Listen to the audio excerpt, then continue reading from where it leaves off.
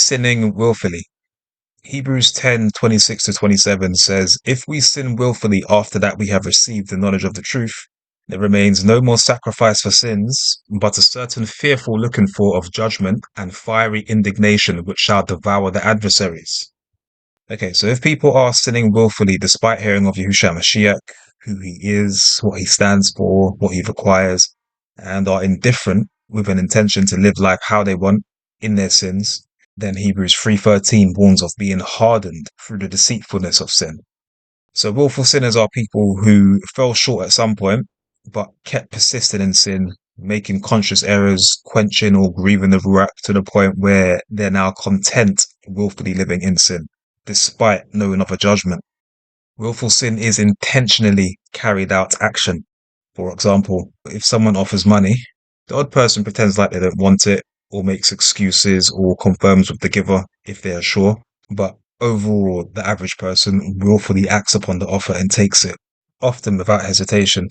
And willful sinners act analogously with sinful actions, and it's the consistency of sin that causes deception. Hebrews 6:4-9 says, "It is impossible for those who were once enlightened and have tasted of the heavenly gift and were made partakers of the Ruach HaKodesh and have tasted the good word of Yahuwah and the powers of the world to come, if they shall fall away, to renew them again unto repentance, seeing they crucify to themselves the Son of Elohim afresh and put him to an open shame.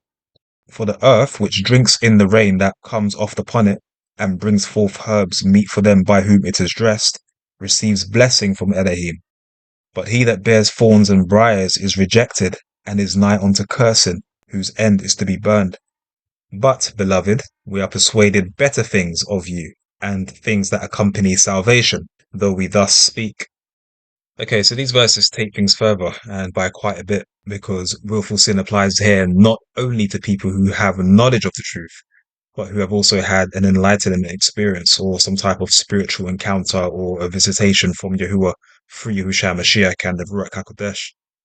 Keywords to note are in verse 6, "if they shall fall away," meaning they've decided in their heart to put the word down and to stop following Yahuwah despite their enlightening. And in that case, they're putting Yahushua Mashiach to an open shame.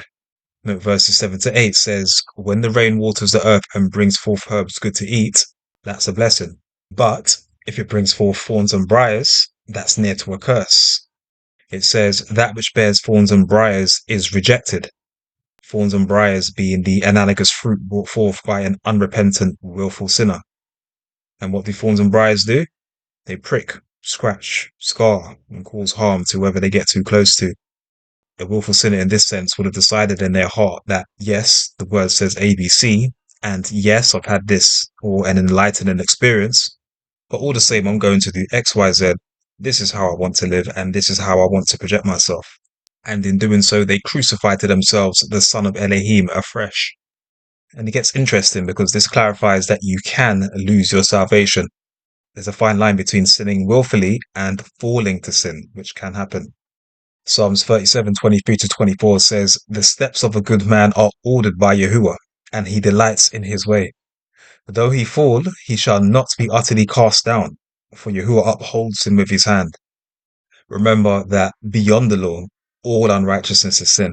But if you belong to Yahuwah, his Ruach convicts you of the unrighteousness and you put things right immediately in humility. If not, then you're sinning willfully, which can lead to loss of salvation. Hakan Rishon or 1 John 3:7-8 says, "Let no man deceive you. He that does righteousness is righteous, even as he is righteous. He that commits sin is of the devil, for the devil sins from the beginning." Verse 10 says, "In this the children of Yahuwah are manifest, and the children of the devil. Whosoever does not righteousness is not of Yahuwah." And what is righteousness? The law written in our hearts consists of righteousness. And also plainly, righteousness is simply doing the right thing. Verse 18 says, "But he that is begotten of Yahuwah guards himself, and that wicked one touches him not." So guarding yourself is righteous. That's guarding yourself from things that Yahushua himself would have no part in. Yahanan or John 15:6 says, "If a man abide not in me, he is cast forth as a branch and is withered, and men gather them and cast them into the fire, and they are burned." Matthew 7:21 to 27 says, "Not everyone that says unto me, Adonai, Adonai, shall enter into the kingdom of Yahuwah, but he that does the will of my Father, which is in heaven. Many will say to me in that day, Adonai, Adonai, have we not prophesied in your name? And in your name have cast out devils, and in your name done many wonderful works?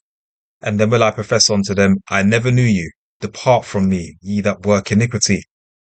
Therefore, whosoever hears these sayings of mine and does them, I will liken him unto a wise man, which built his house upon a rock. And the rain descended, and the floods came, and the winds blew, and beat upon that house. And it fell not, for it was founded upon a rock. And every one that hears these sayings of mine and does them not shall be likened unto a foolish man, which built his house upon the sand. And the rain descended, and the floods came, and the winds blew, and beat upon that house, and it fell, and great was the fall of it."